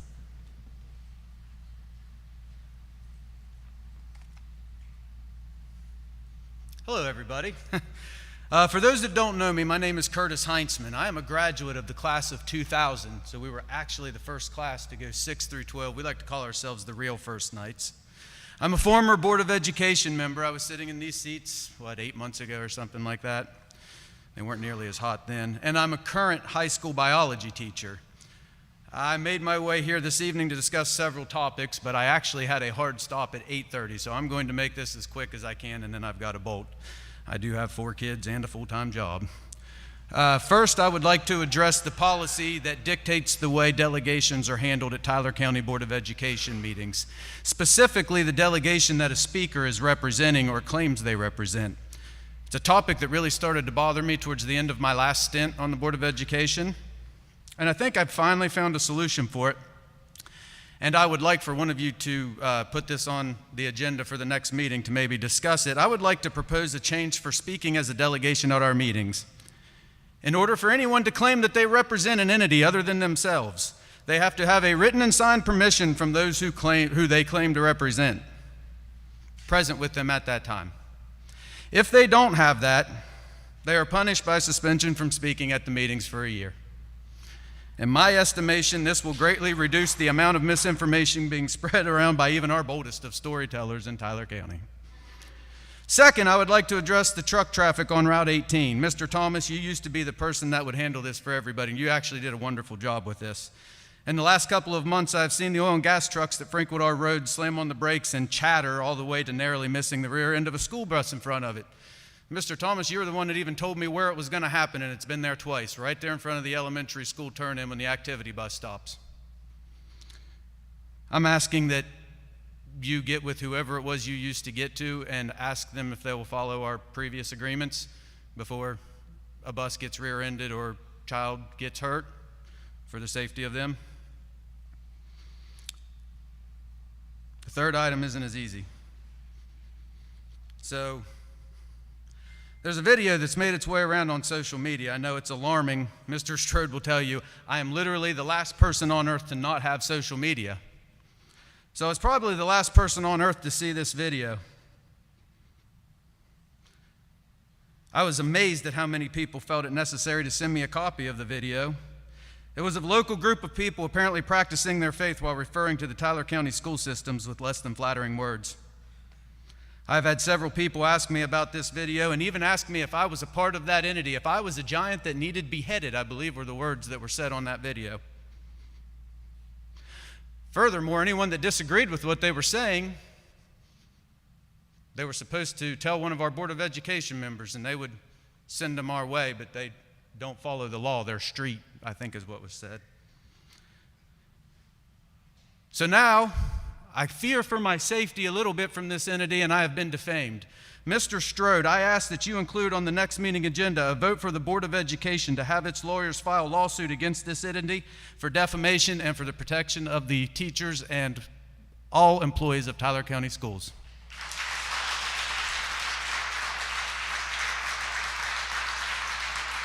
I understand this probably puts a couple of board members in a tough spot. For that, I am sorry. I'm sorry that it got here. I'm sorry for them, Tyler County, and anyone else who's had to bear witness to this over the last several months. Fourth, I ask for a cease and desist on defamation and misinformation coming from some of the board members. The fishing expeditions you're on, trying to find an ounce of evidence to hold against somebody is tiring, transparently towing a legal line and unethical. You are frankly not allowed to say something is law when it is not in fact a law. I'm saying these things right now because you guys are challenging decisions made when I was on the board, and I 100% have the right and intend to defend those decisions. However, the fact that no evidence is still turned up is either an indictment of your efficiency or there's just simply nothing there to find. I'm going to guess it's the second. Finally, I need to tell you all how difficult you've made your jobs. Quite frankly, anyone willing to fill our open superintendent role is not a person that I would want. I've hired a lot of people. The reasoning is quite simple. They're coming into the worst of situations. It is quite literally a one-contract job. That's what you've set up. Because when you are replaced, the next people are going to just let the contract expire as you have. Therefore, anyone wanting this role now is either desperate or not very good at life. I don't want someone like that leading our school systems. I do not envy the position you guys have put yourselves in. I do expect to see that vote on the next agenda. Thank you. Everybody have a good evening.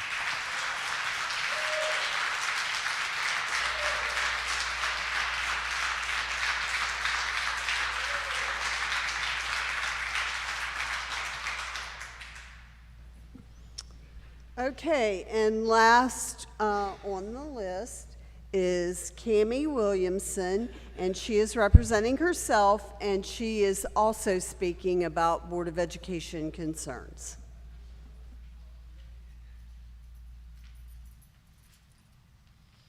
That's really hard to follow. Good evening. My name is Cammy Williamson. This is my 6th year as a school social worker for Tyler County Schools. I've been a social worker for over 30 years. When I started at Tyler County Schools, it was the best work environment I had ever worked in.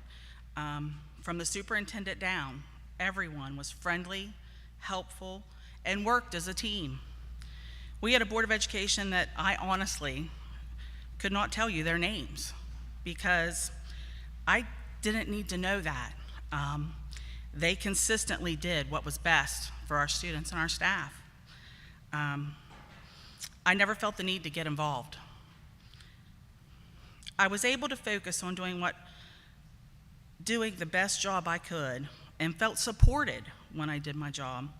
I've never been a part of the union and never felt necessary to join until now. With the current Board of Education, I joined the union. I've watched 3 of the members here sit with no emotion and listening to students speak with absolutely no response, not even a, "you did a great job." Because even if you disagree with someone, you could at least be supportive and maybe a smile to our students. You appeared to be statues with no concern for our students. I cried because I was proud of them, because even if you don't agree, you could at least be supportive. It was clear to me that you did not care about our students, who spoke very well regarding their support of the superintendent. The morale of our school is at an all-time low. I've never felt so disappointed, discouraged, and confused all at the same time. This has caused me to guess if I can continue to do my job. I fear I don't have the support of the board. And in my job, I make a lot of decisions that sometimes can be somewhat controversial because I have to say things that maybe people don't want to hear. So it's important to me to work with people that I feel I'm supported by. I love my job, I love my students, and I want to love where I work again. Thank you.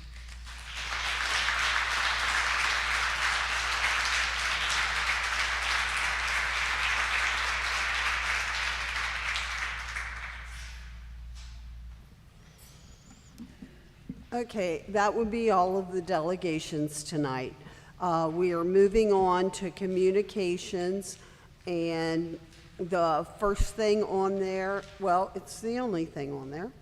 Approve the superintendent of school vacancy posting for publication on Wednesday, March 19th, 2025, with a submission deadline of Monday, March 31st, 2025 at 4 p.m.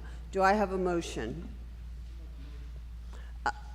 Whoever did that, you need to turn your thing on, and I'll make a motion. Andy made the motion. Do I have a second? Second. Larry seconded it. Is there any discussion on this posting? If not, all those in favor say aye. Aye. Okay, did everybody say aye? Did you say aye, Scott? Okay, so that would be 4-1. Motion is approved. So we will move on to superintendent's report. I have a few things I'd like to go over tonight, Mr. President.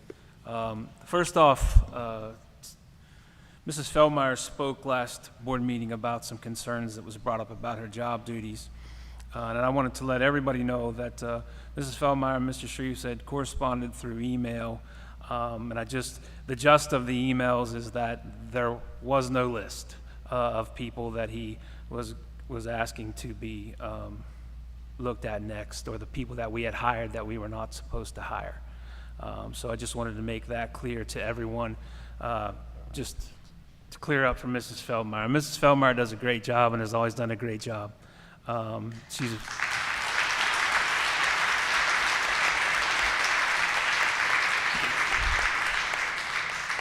her attention to detail is very well. She does very well with that. I have an email that I received today that I need to share with board members. This comes from the Office of Accountability. The Office of Accountability is requesting to schedule in-person interviews with the Tyler County Board of Education members on Wednesday, March 26th. These interviews could last, they typically run an hour, maybe with some short breaks in between.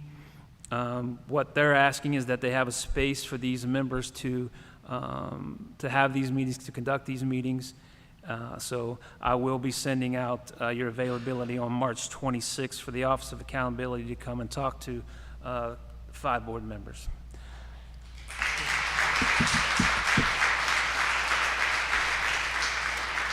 The last thing I'd like to say under Superintendent's report is a couple meetings ago, a lady asked, why don't you tell them? Why don't you tell them what happened? I stood up and I wanted to say what happened. But I knew I was too mad, I was too upset, and I couldn't be professional and hurt. I woke up this morning and I said, today's the day. So here's what I know. Back in I don't know, I think it was 2023, 2022, the state instituted Frontline, which is a internet-based job posting search engine. The state already had one. So the legislators decided, hey, we can't see what's going on in our public schools, and they wanted to know. Not really something they needed to know. We're the most overregulated system, public school system in the country by our legislators. So just know that. So take that into consideration when you're thinking about this.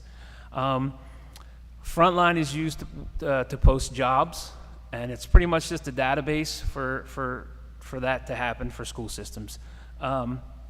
So first meeting in July of this last year, we had some employees that we wanted to recommend, and those recommendations were turned down. All employments were turned down because as a group, as a county administrative staff, we decided that Frontline wasn't what was best for kids. We were not the only ones who were not utilizing Frontline. I know that some board members have said there was only one other county. There was many other counties that were not utilizing Frontline to post jobs. Mrs. Feldmeyer was in charge, and I was the one who said, we're not going to use Frontline, and here's why. Frontline is not personable. It's all online. So when you hire someone into a position, in my mind, you want to see that person, you want to talk to that person, you want to know what that person's about, okay? And Frontline took that away. Let me give you some for instances. For instance, we had posted for an SRO position that now is filled by Mr. Adam Skinner. We had applicants through Frontline, a young lady who was not from this area that thought that she could be an SRO from home. And so she applied for that job. So that's kind of one of the candidates we're getting. We get a lot of candidates from other countries that don't have the credentials to be employees in the state of West Virginia, let alone in the country. So fast forward back to the first meeting. Because we were not utilizing Frontline, all those employments were voted down. Right then and there, we decided we'll start utilizing Frontline. We're fine with that. We'll do that. No problem. So we did. When we posted all those things on Frontline, we got the same exact applicants, the same number of applicants, the same exact applicants filled the positions. I knew then that this was going to be a long road for me to hoe as a superintendent, because it would have been very easy for any board member who had concerns about what we were doing to call me Mrs. Feldmeyer and say, hey, you guys, I need you guys to use the front line. But instead, we utilize it as a gotcha moment. So, that's one reason. So we were not utilizing frontline, okay? Please know that none of these were noted in my evaluation, okay? So if it was that important, it probably should have been in the evaluation. The next thing that was some concern of board members was I had an interaction with a gentleman at a I don't even remember what it was, girls basketball game, boys basketball game, about the volleyball situation that happened in our county. I'm a fiery dude, all right? And I've always been a fiery guy. And I will always stand up for our kids and what I think is right. So if that means that as a superintendent, I have to stand up and say what I need to say to someone because I feel like our kids were wronged, I'll do it every time. And if I had to do it again, I'd do it again.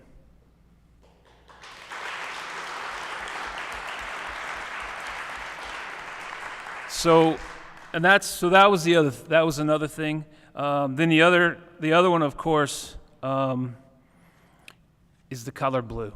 I think that it's kind of been downplayed as to, but it was a huge issue. It was a huge issue that we had to deal with, and I thought the best way to deal with it was to, we'll get rid of the blue. That's kind of what was brought to my attention. So. Those are the three things, and those are the three big things that I feel that I've been told. Now, if there's other things I've been not made aware of, okay? I will say this. I've heard people talk. There are 5 administrators that work in our central office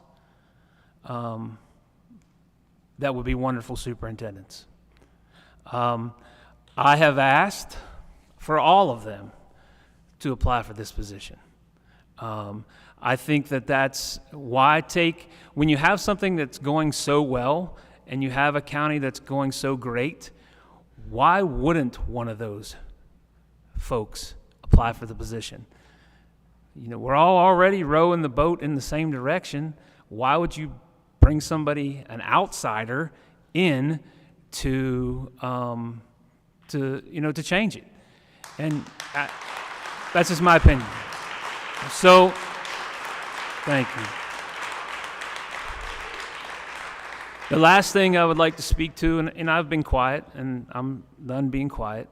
They didn't slay the giant. Giant's right here.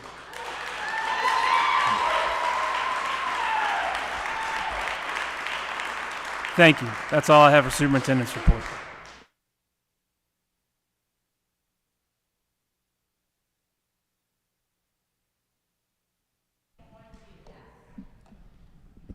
Mrs. Byers had to step out, Mr. Hiley, so at this time, we have anything under curriculum? Nothing under curriculum, sir. Anything under committee reports? Anything? Diana? Scott? Update on projects? Project updates real quick. I think the biggest thing that we need to discuss as a board is the water issue at the new elementary school, high school. I think previously I've talked about needing a new tank for the high school, middle school. We did receive some quotes from the city, but I think we need to investigate, and we're having Mr. Furby look into it a little more. The numbers were pretty high, I thought. So we really have two options, and it's all based on how the school was annexed into the city of Middleburn and whether or not it's a possibility that we could utilize PSD water instead of the town of Middleburn. But we're still looking into that, and we'll update you when we have that information. All right, thank you, Mr. Alley. Any staff reports? Nothing under staff reports. Okay, at this time, we'll move on to finance. Mr. Davis?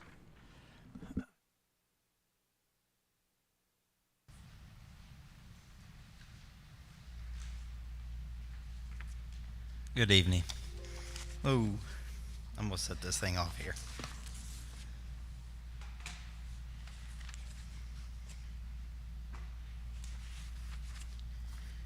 At the last meeting in Sistersville, I was gonna say, but after all the events that have occurred, I didn't. I would be remiss without saying that it's been a roller coaster of emotions.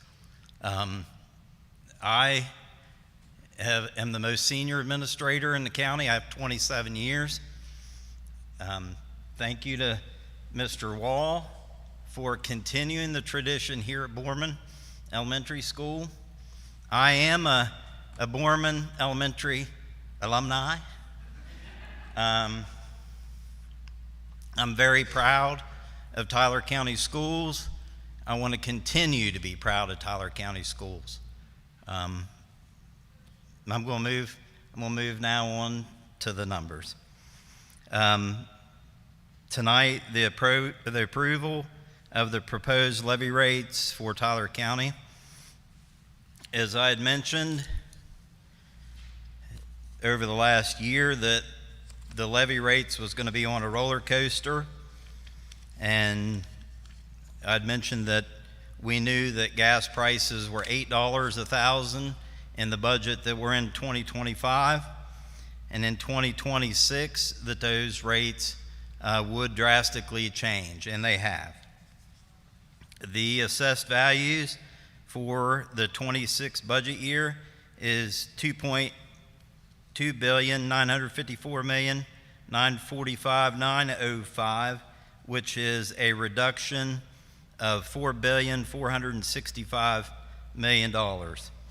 The realized revenue lost for FY26 will be $71,330,260.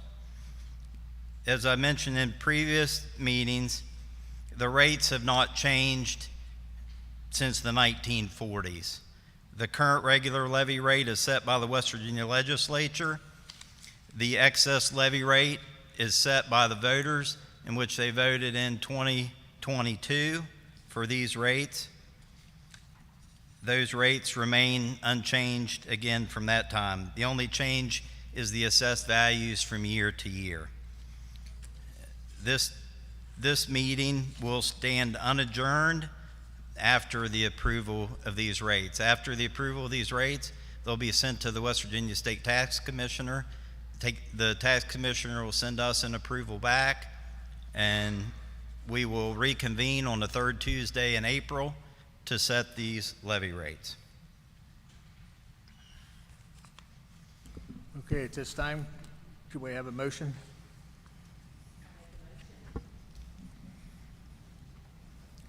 Diane made the motion. We have Second. Scott seconded it. Any discussion? All in favor? Aye. Aye.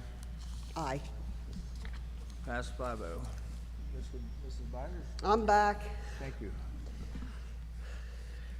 Okay, we're on number 2, budget revision requests. Okay. In your packet, you have two different things, the budget revision request. I'm going to go over this in summary. If you have any detailed question, I'd be more than happy to answer them. But a supplement is an addition to the budget. So we set the budget in May. Once the final budget is set, anything that's added to that budget is a supplement. Anything that changes in the budget is a transfer. And I'm going to go through the supplements. The first revision is the state special education, negative $5,006.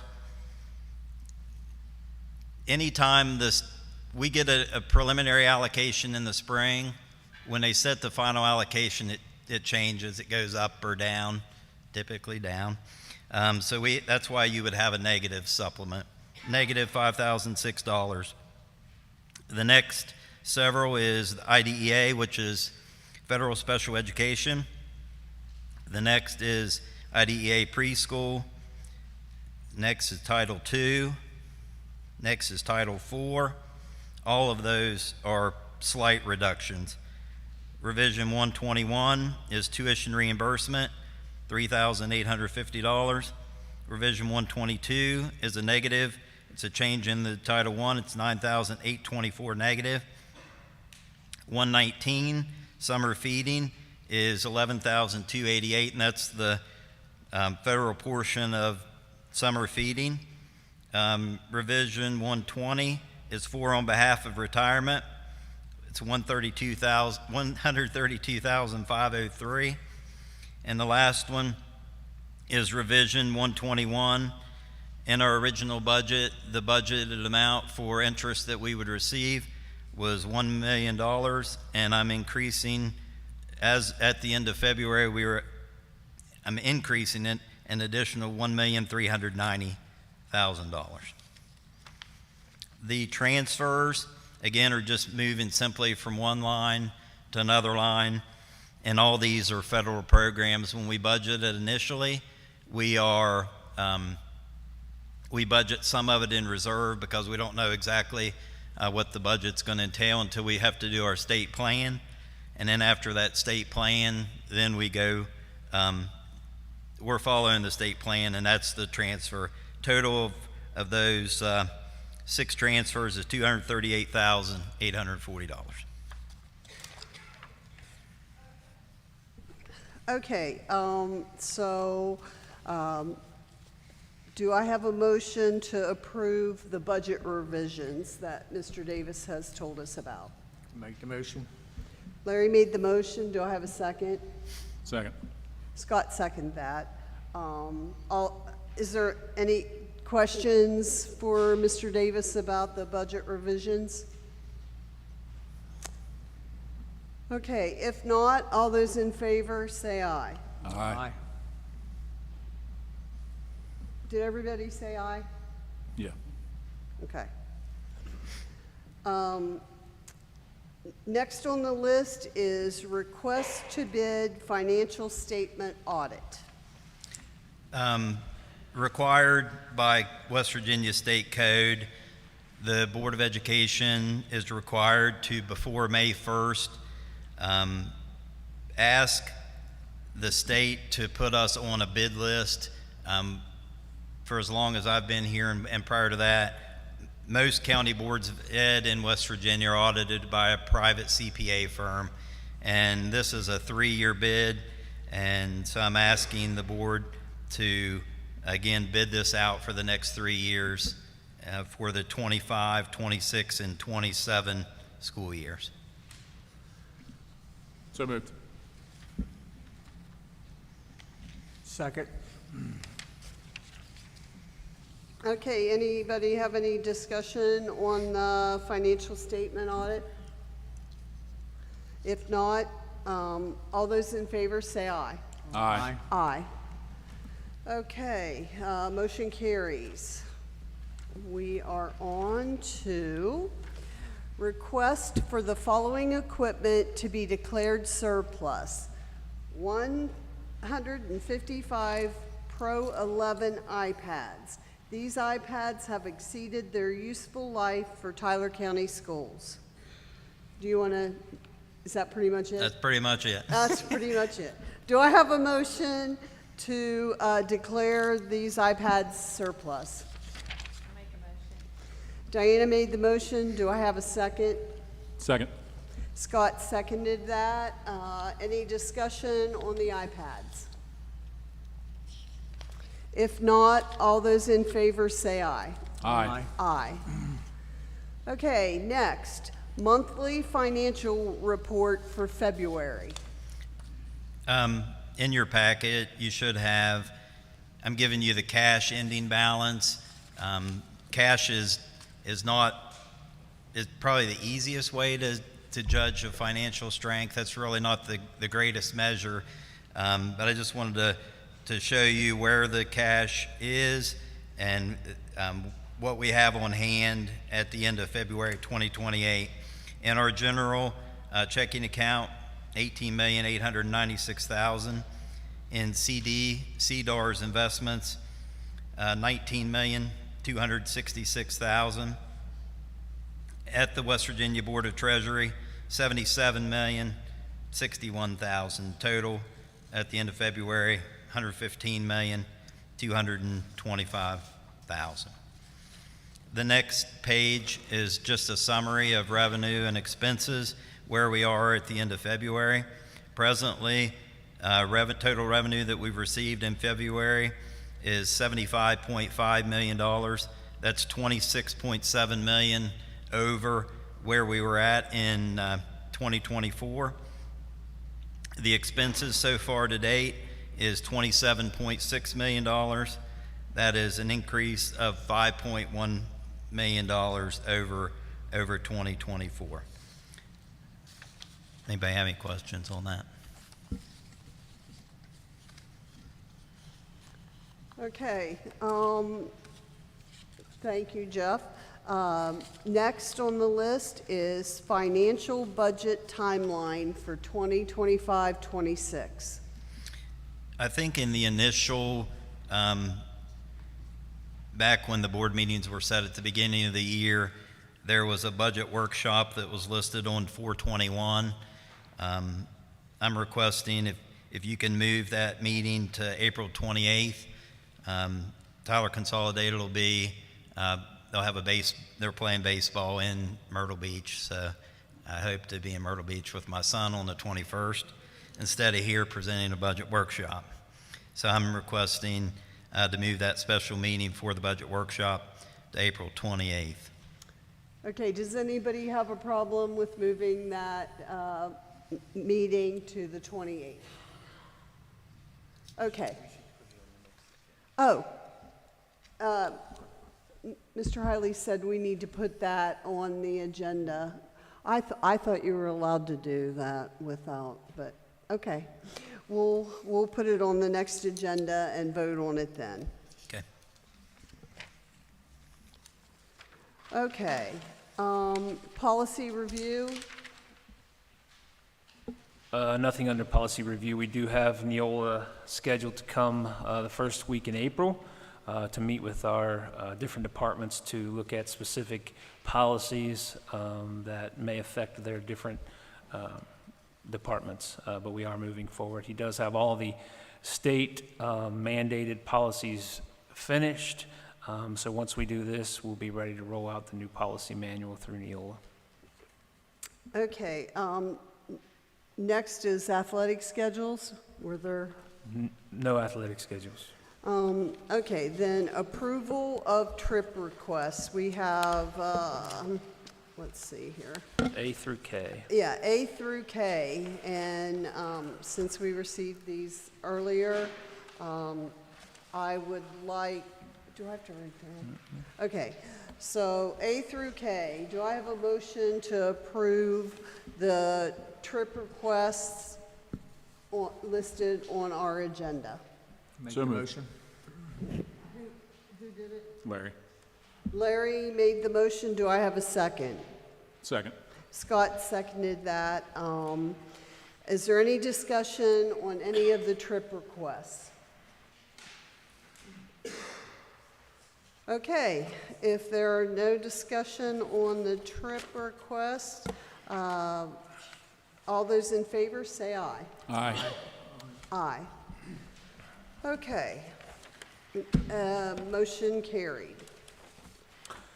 Next are other requests. Other requests, we have quite a few for students to cross county lines to attend Tyler County schools. That would be A through P. On P, I'm sorry, there is one request, other request for Chris and Sherry Bachman, request permission for Port Addie's Pizza Truck to set up at the Track Invitational as a fundraiser for the Tyler Consolidated High School volleyball team. That will be for their fundraiser for their Virginia Beach tournament that they plan to take in the fall. B through P are transfer across county lines. I would note that P, just so it's in the minutes, that should say 24-25, the remainder of the 24-25 school year, not 25-26. So that student will be coming back to Tyler County Schools immediately if you so approve these other requests. Okay, so, did I have, no, I did not take a motion. Okay, do I have a motion to approve the other requests listed here? So moved. Scott made the motion, do I have a second? I'll second. Diana seconded that. Do I have any discussion on any of the other requests? Okay, if not, all those in favor say aye. Aye. Aye. Okay, motion carries. Okay, now we're on to personnel, and I would like to call an executive session. I'll make the motion. Do I have a second? I'll second. Andy seconded it. I want to go into executive session to discuss certification issues with 2 personnel and an issue concerning the posting of a job. Go back to the same spot. Yep, and I'd like, it is 9:11. I'd like Mrs. Feldmeyer and Mr. Morris to attend this, please.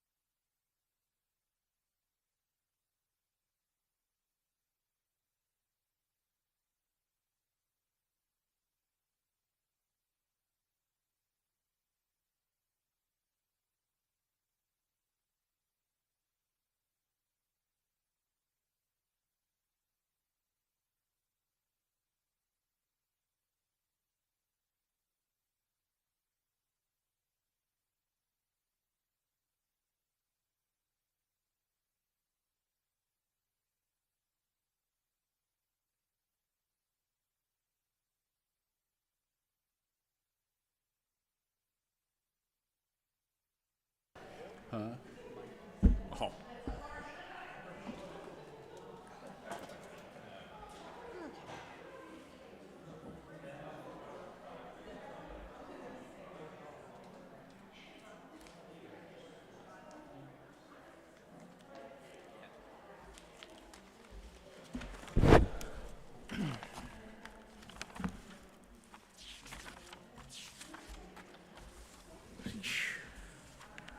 Ready for Okay, personnel. we're back from executive session and no, there will be no motions from the executive session.